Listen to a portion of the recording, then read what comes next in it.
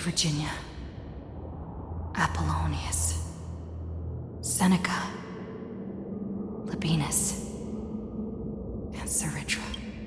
Through a brutal sacrifice, they lit the stars of law in this world, propelling Amphoreus's fate forward.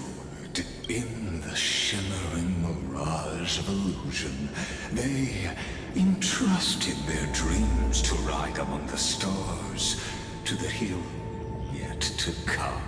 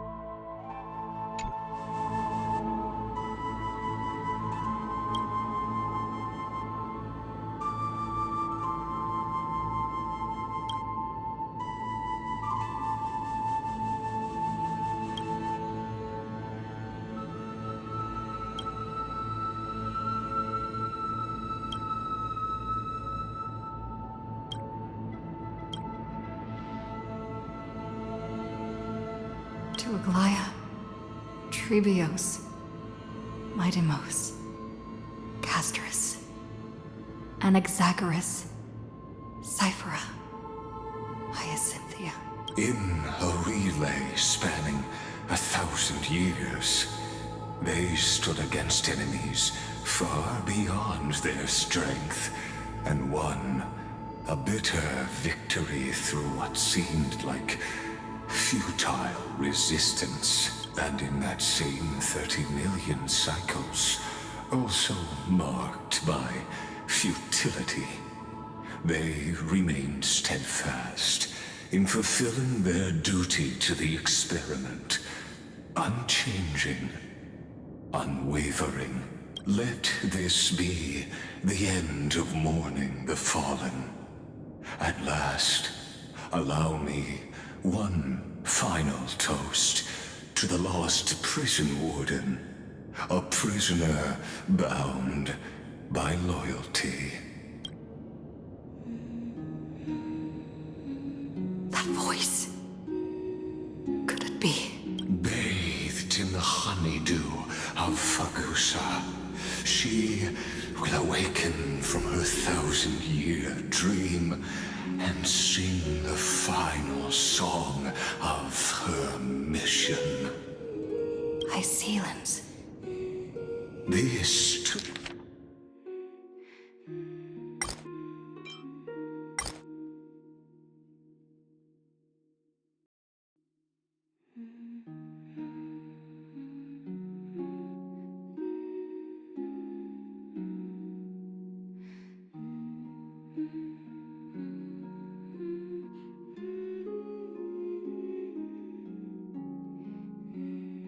Tombstone of the old world serves as the anchor of the siren's illusion, a sigil Electra used to bind herself.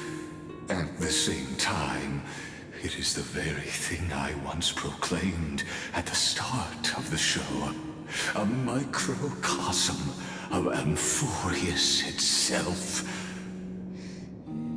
A group of prisoners bound themselves in a cave, crowning their suffering with heroism. An epic staged with shadows and echoes. Now, destroy it. End the illusion. Theoros will take his leave for now. And when next we meet, that shall be the moment that decides the fate of Amphoreus and the entire cosmos. The prison warden's dream is nearly over, and the prisoner will soon be freed to the final execution ground, where I shall be executed. Or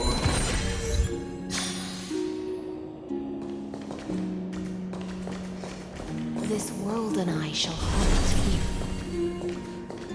until we meet again.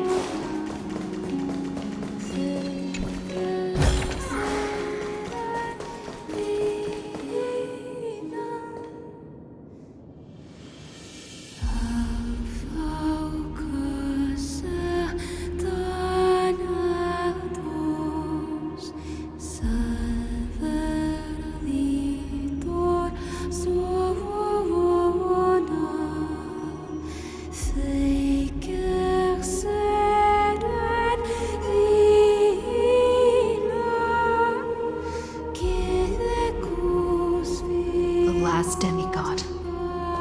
I'm here.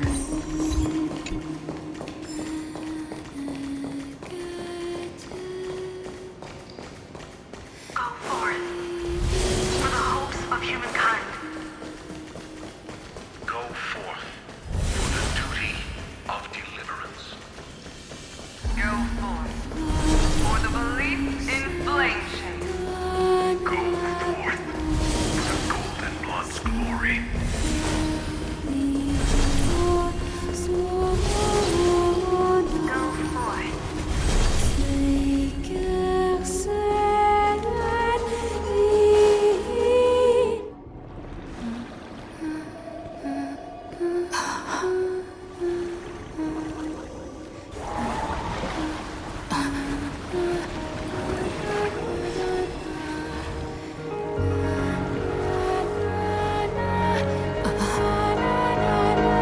Seems like my feast is over.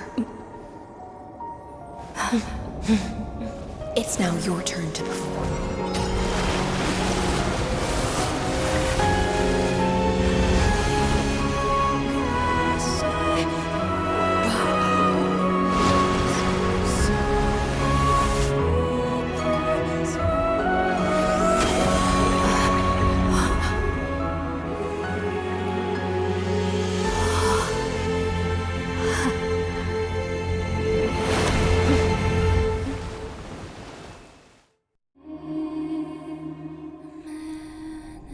Little Grey Fry, please accept my thanks. I was the only one left after the world was destroyed, and I maintain this lonesome feast with my songs. I have prayed to that lightless sea for centuries, hoping it would reply to me. Yet the emptiness never answered. Thankfully, you arrived as promised, and everyone's wait was not in vain.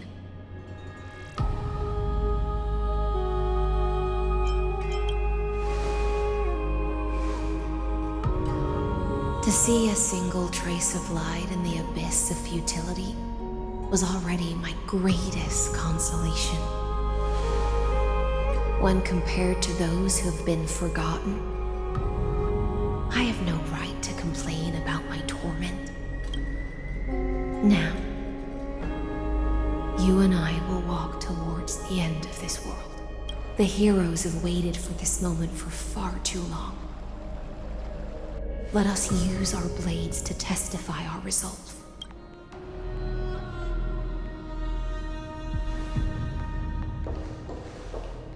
Oh, prisoner of the seas. Theoros carrying 30 million cycles of sin. Slave of erudition. Show yourself. The deliverer has returned. And the time of your execution draws near. I see an awakened human who has mistakenly taken fallacies as truths and has returned to the cave to try to bring her friends into the sunlight she once bathed in. Alas, prisoners will always be prisoners, blind to the very chains that bind them. As the only other existence with free will in this world, I express regret toward your choice. But I shall retain your right to express yourself. After all, every actor should have a final line before they bow out.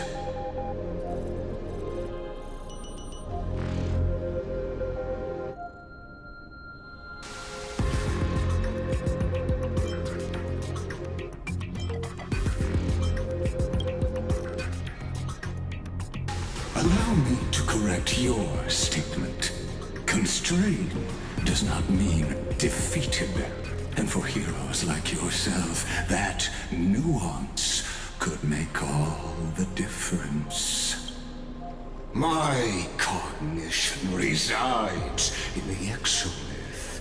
It is pointless to defeat my avatar, projected into the experiment. My body is the shadow cast on the wall by the fire, and my words are lingering echoes within the cave. How can a character in the play fight against the audience? Kaslana failed. The demigods' sacrifices were pointless. As for the two geniuses you placed such high hopes on, I ask of you, where are they now?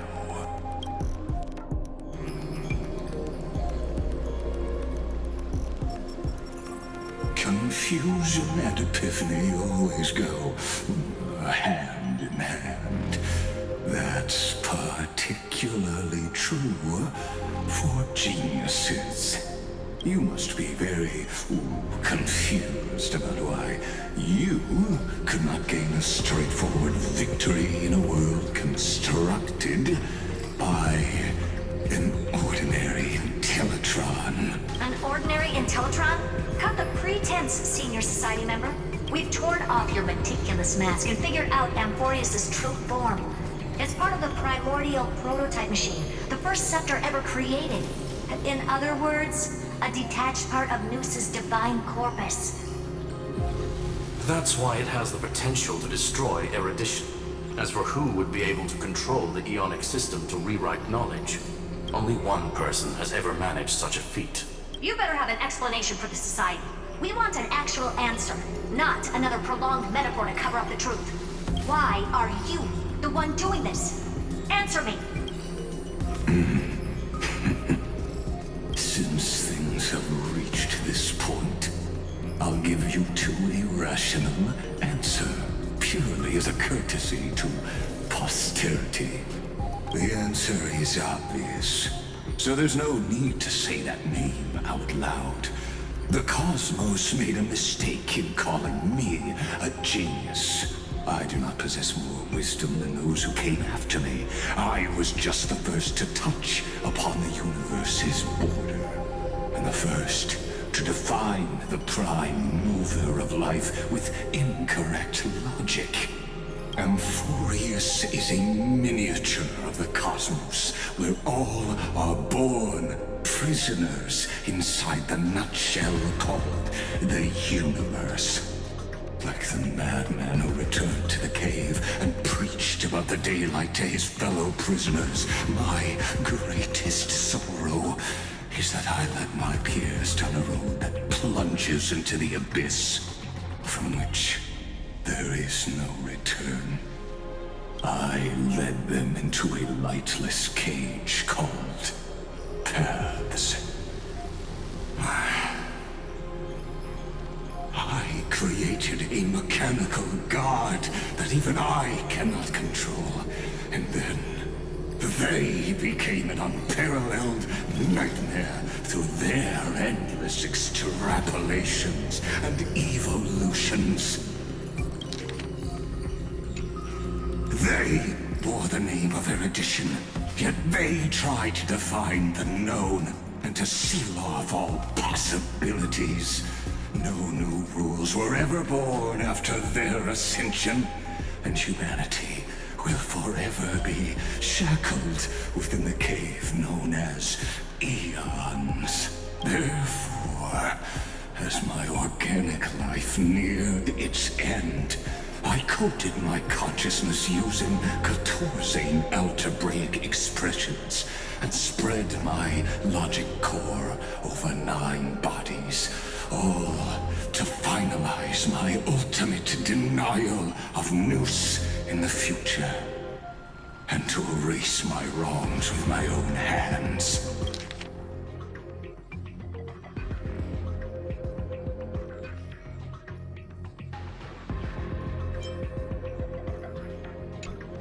As for Lycurgus, he is only one of these 9 vessels. What an astounding strength of will. As a fellow Pathstrider of erudition, I fully understand your obsession with seeking the truth. Therefore, you surely see it. You cannot possibly stand up to me in this algebraic world sharing its origin with Nous. However, I hereby speak for all sentient life forms.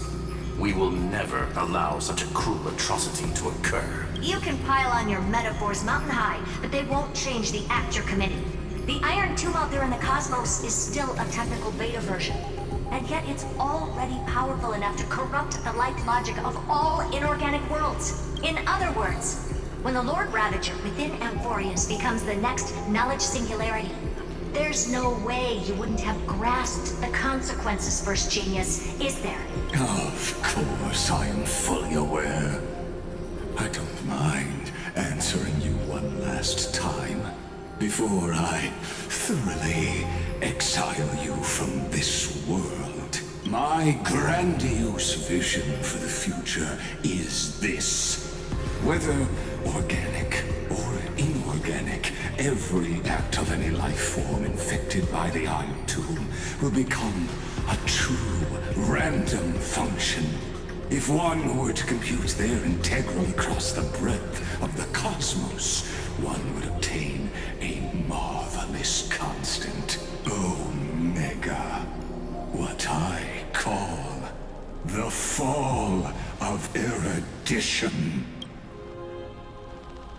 Then, within the infinity nurtured by that constant, a new universe shall bud in the chaos. A universe that cannot be predicted and not shackled by the erudition. As the first prisoner to awaken in the cave, I must lead the others who are blind back onto the right path and reach true sunlight. Do you understand me now?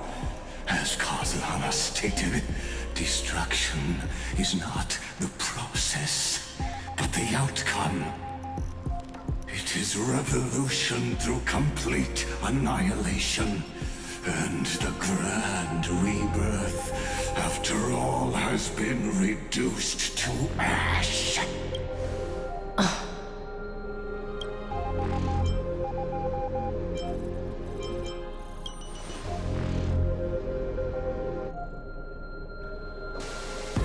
The Amphoreans already answered long ago.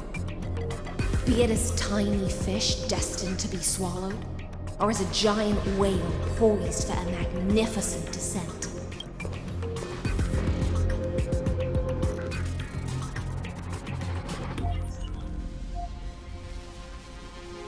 We will all fight against fate till our last breath.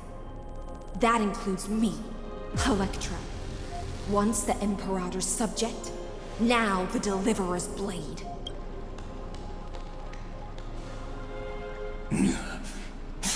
Oh, such noble chivalry. Admirable. I will also show my true self to you on this momentous occasion as a gesture of respect. And provide an insignificant academic suggestion. Thus, speaks Genius Society #1. Xandar 1 Kuwabara. The entelechy of the universe is Alpha and Omega. There's no need to rage against the truth. The value of any formula resides only in its answer. As for the process of solving it, no matter how elegant, violent, solemn, or humorous, it is all utterly meaningless. As the Theoros, I will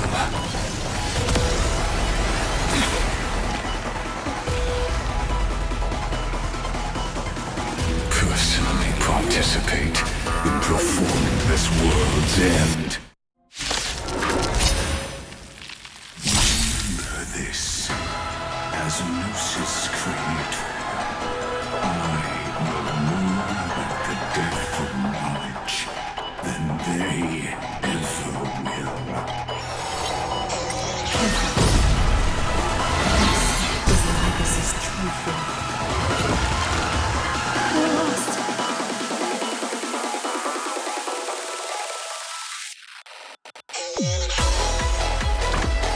The Mega Wave! Shifting! All energized! Dispel the gloom! Restore the sky! Breaks over. Embrace a new life.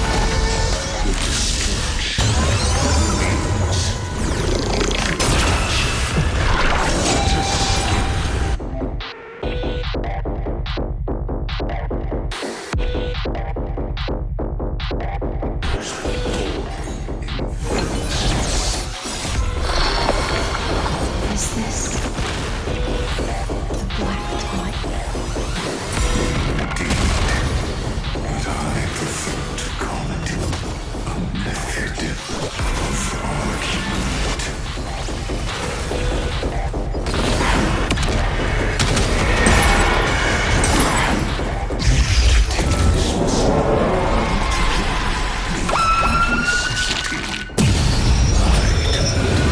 Demonstrating this to you personally. I'll do my best to repel this phenomenon of destruction.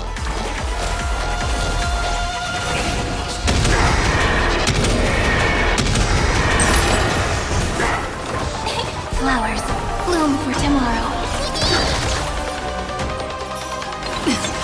Please cherish. Return to dust. Some trail of shackles. Allow me to shatter them for you. The truth enters. Lady this. Dispel the gloom. Restore the sky. Shall remember this oath. Trust me. We can do anything. Memories waiting to be woken up by a shooting star. Remember me with love. In life and death, sprout new buds. Don't blink. May you fulfill love's promise with me.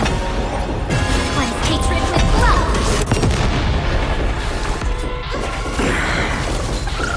I see it. Dark connected. Destroy that spot. Darkness with me. I'm still here.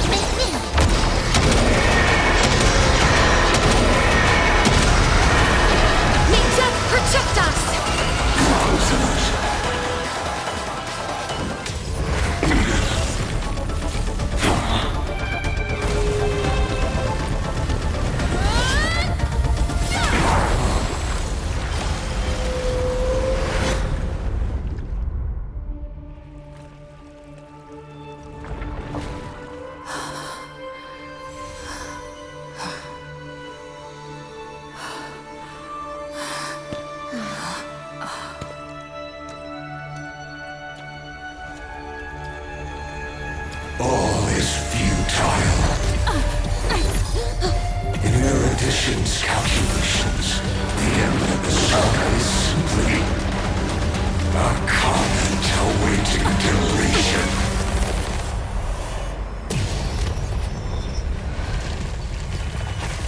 I don't like such a cold statement, okay? If numbers can decide the end of a story, then we can surely also pen a new beginning.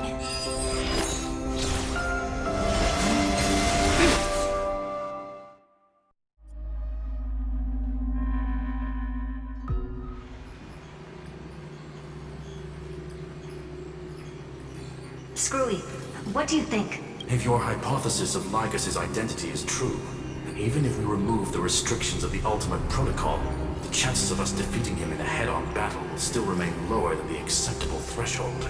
Therefore, victory will still hinge upon Miss Trailblazer and Miss Cyrene. Go on.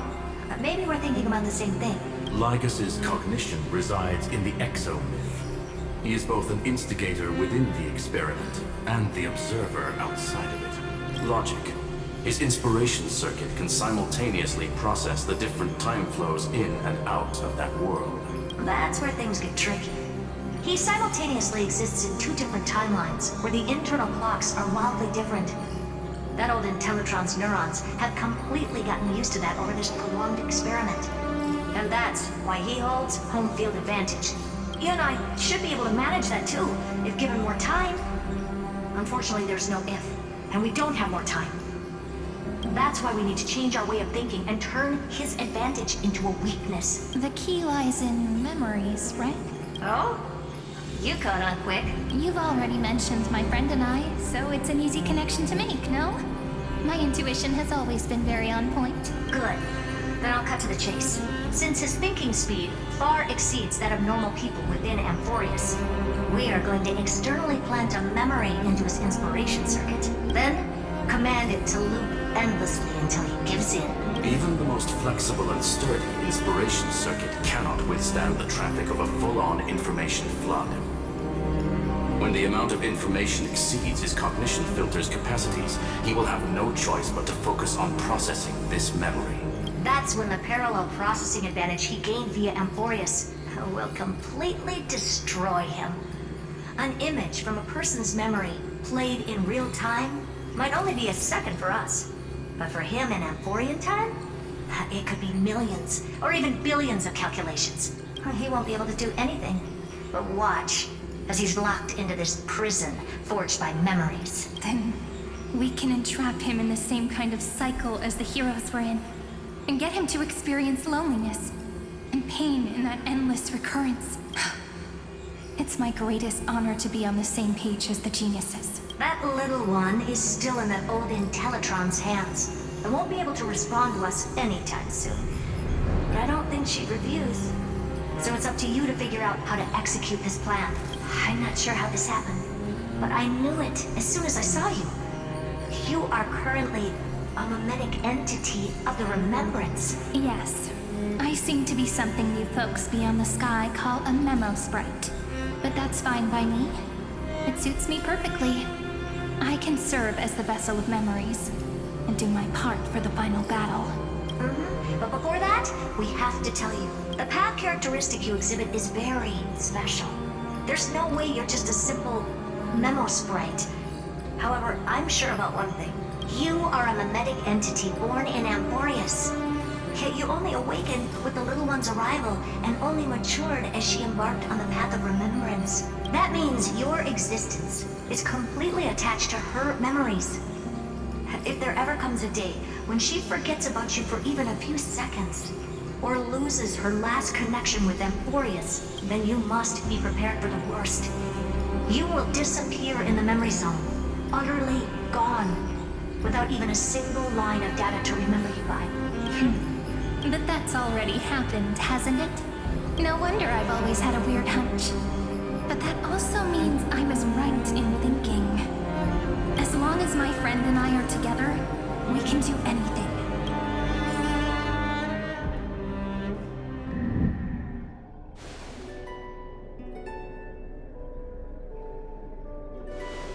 Long time no see, friend. Did you miss me while you were away?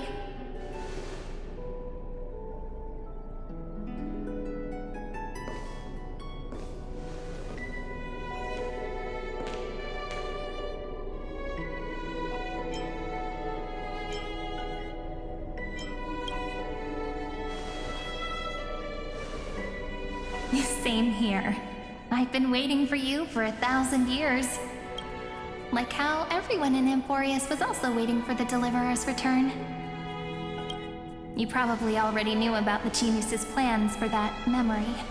I had to hide really well in a corner in time so Lagus wouldn't find me, and wait for the right opportunity.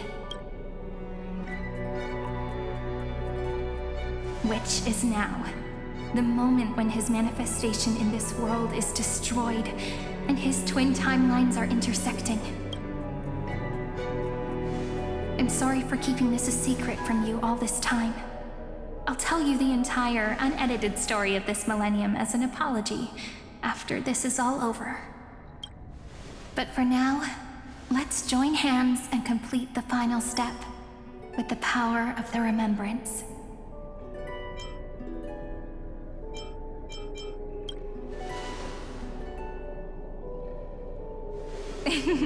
Yep. By the way, speaking of joining hands,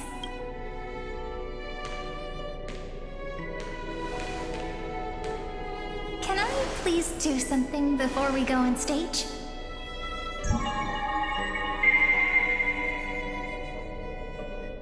Remember the joke we made back at the Grove? Look, aren't my hands pretty now? What a fascinating feeling.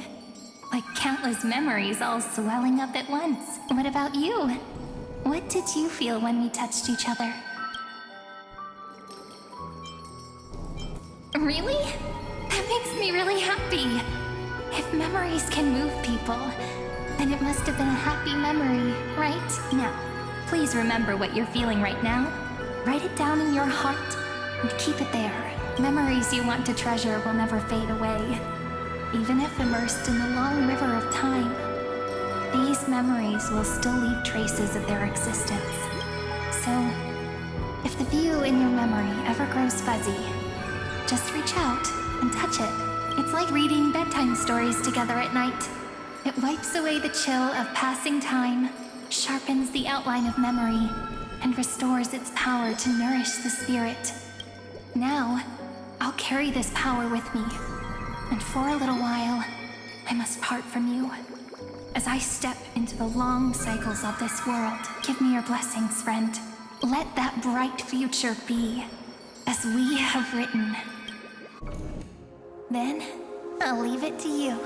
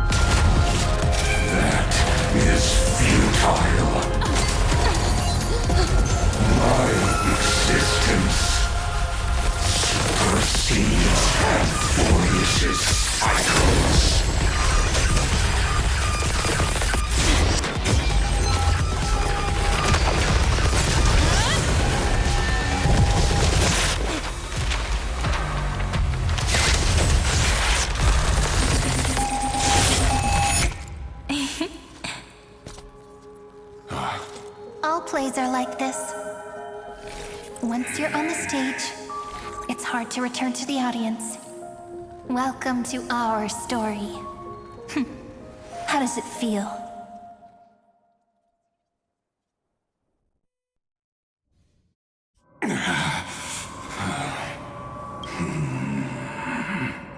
Even the authority of time cannot command the entire scepter, nor can it plunge the Amphorian extrapolation into a loop.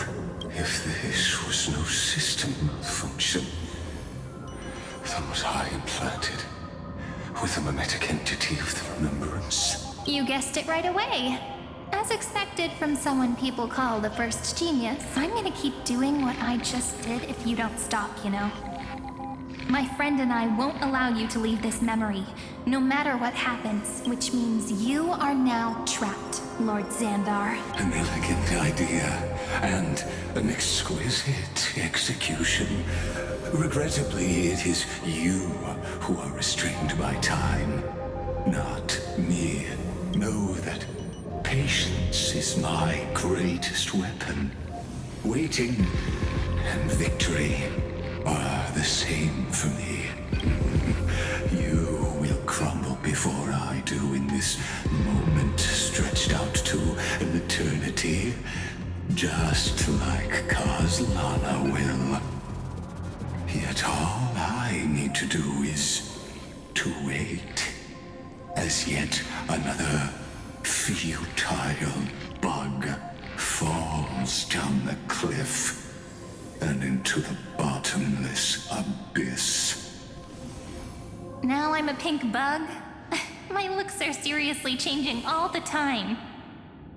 But you're not wrong. We're definitely not gonna solve the problem if we just put you in another prison. So that's why we never wanted to do that in the first place. I shall answer your confusion purely out of my respect for those who came before me. Have you heard of the synesthesia dreamscape in the Asdana system? Interestingly, in the distant past, that place once had a prison too. Life forms living in that environment, abundant with memoria, have a chance to connect their perceptions with each other's. Even across great spatial divides, they're able to detect shifts in one another's states. I call this phenomenon memory zone entanglement. In Asdana, people made use of that phenomenon to build a nation within a dream. After adding in the catalysts of harmony and remembrance, that is. Is that how you walked into my prison cell? Using those same principles? I would much rather call this location our negotiation table, Lord Xandar. Nonetheless, your hypothesis is correct. We happen to have an ally skilled in tuning, while the Trailblazer and Miss Cyrene both have an astonishing amount of resolve, which I'm sure you can testify to. I am also sure that with the support of such a resolute memo sprite, our conversation can last for a long, long time.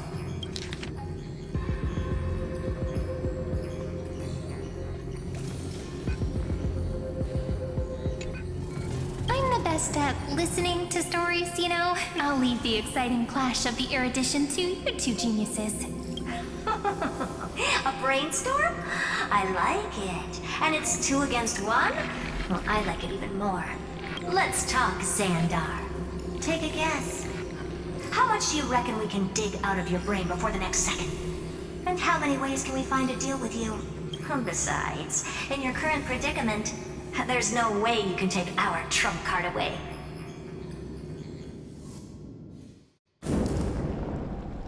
Go, little one. Go. Overturn the Era Nova. Like Hergus disappeared. It seems you had conducted a secret hunt in the depths that even I cannot reach. In that case, go. Swim onward and give this campaign a fitting end. I shall send you off with my song, Grey Fry. May this song penetrate time and become the prelude to the new world.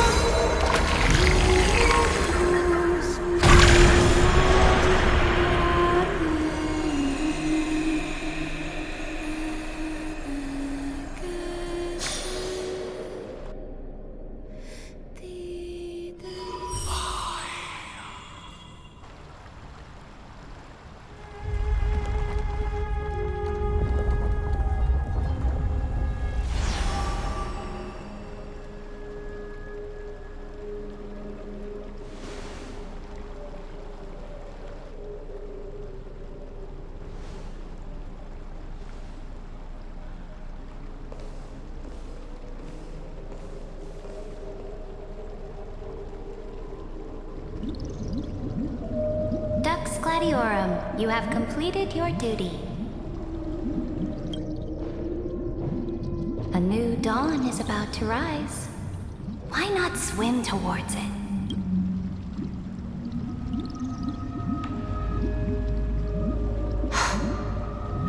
You died long ago, Imperator. Depart from my mind. But your duty towards the Imperator did not die with me. That duty will bind you no more. You will be able to hold for yourself one grandiose feast after another in the endless days to come. So go.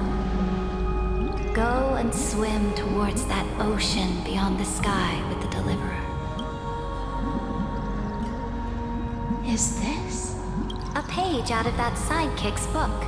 I commanded her to gift this page to you when everything finally reaches the end. What's on this page? Memories. Lifelike memories. That sidekick found me after the bloody feast 1,000 years ago and showed me her diary. I saw within that notebook.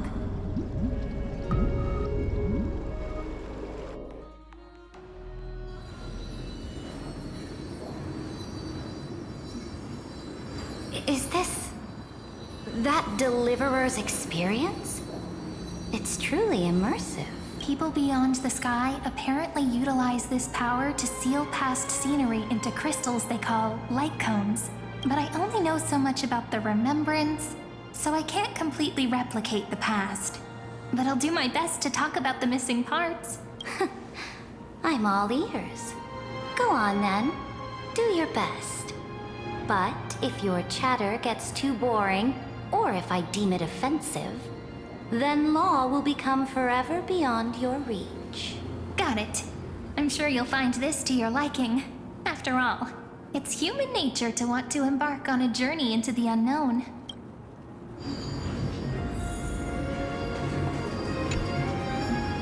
What brightly colored annals!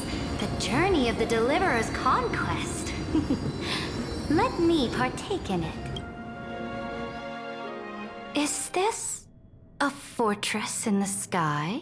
This is the first step of my friend's journey among the starry seas. This place is called the Herta Space Station. Just think of it as a supersized grove of Epiphany. Oh, so it's the territory of that witch. She and another Antikytherian lent me a helping hand back at the banquet. Look, over there. Looks like she's talking to Madame Herta in this memory. Let's go listen to what she thinks about this world.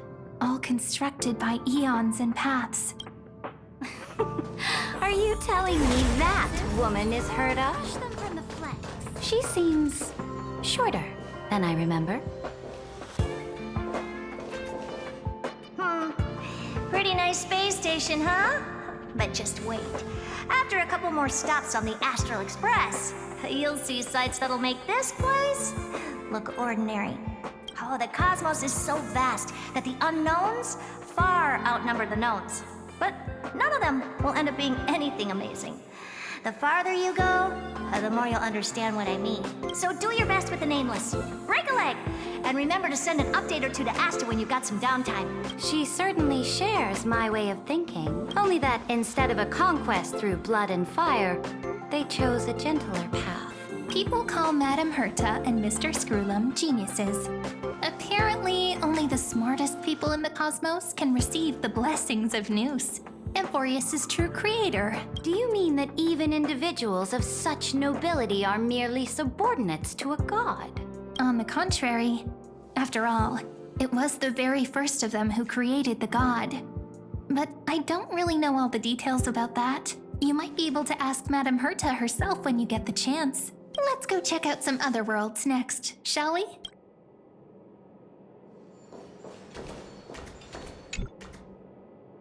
This next stop on the journey has a lot of similarities to Amphoreus. A snow-covered land? Interesting. This star is named Eurillo 6. That name sounds so cold. Belobog sounds better. The girl we see here holds a similar station to you, Imperator. She's the supreme guardian of this world. A leader who took up the mantle of government during a disaster. I did not expect the Empress of this world to be so young. Well, your appearance isn't much older. The object in the distance resembles Nikador. Is it a weapon? No, it's called... Right! The Geological Reconstruction Unit. Just Giorios' Titankin? Disappointing. It's all thanks to you that we survived the crisis. The collaboration with the IPC is both an opportunity and a challenge. Nonetheless, it's an important step in our journey back into the universe. This world was sealed beneath its sky just like Amphoreus was, and they only managed to reconnect with the stars when the Nameless arrived. That IPC she spoke of, is it a more powerful organization? Yes. The IPC conquered many worlds through trade, and opened up a vast territory that way. There are many such powerful alliances beyond Amphoreus, and they all walk on roads different from the destruction. Coming back to the Supreme Guardian and her Belobog, didn't they find a peaceful way to enter the interstellar community? That cannot be true. That IPC would never have grown so big on trade alone. It may pretend to be a wealthy merchant with clean hands, but I am willing to bet that it grew fat on gory oppression and bloodshed. Its path of conquest must have had no mercy for the weak and would have destroyed them if needed. Are you telling me that this snowland never thought about tossing its dignity to the wind and kneeling to the IPC? I will not believe it. I will never allow the Imperator's empire to be sullied by others. Amphoreus must become a power so strong that no interstellar foreigner would dare to look down upon us. Imperator, Belobog isn't as weak as you imagine. Listen. I indeed hesitated. But now I understand what we must do. Belobog must learn how to walk on her own until she no longer needs the support of others and can stand on her 2 feet among the stars. Even if I may not live to see it, I believe such a day will surely come. They still have their dignity intact. One day, that hope will melt through the ice and help them into a prosperous tomorrow. But the order of the cosmos is already set in stone. The old laws decree that only the strong survive, binding the weak in an unbroken chain until they wither and turn to dust. Unless they embrace the power of the destruction. Amphoreus must shatter the old law and become the new order among the stars. Speaking of the Order, another one of my friend's companions may be able to enlighten you further on that.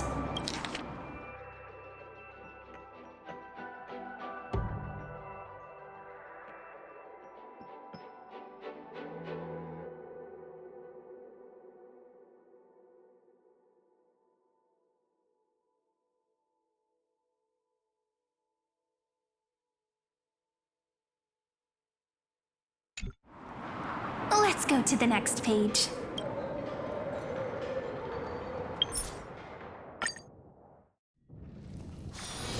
It's still early.